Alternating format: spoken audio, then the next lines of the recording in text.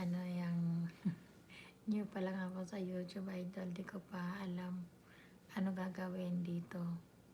Pag binigyan ako ng moderator, ay di ko alam kung close ko or moderator,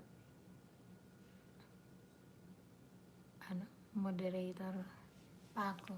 Pag binigyan ka, ibig sabihin ng moderator, yung halimbawa, pumasok ka kanina, naka-block ka. Ngayon, binigyan kita ng moderator, yan, kaya nag-blue na yung pangalan mo. Tapos, pwede ka naman magbaba ng link kung gusto mo, halimbawa, teka lang, halimbawa, gusto mo pumunta sa ibang nagla-live, mayroon kang video na gusto mong ipatamsakan o yung para may mag-like sa video mo, i-ano mo lang siya, i-copy paste mo lang yung video mo. Halimbawa, andito tayo ngayon sa bahay mo. Halimbawa dito,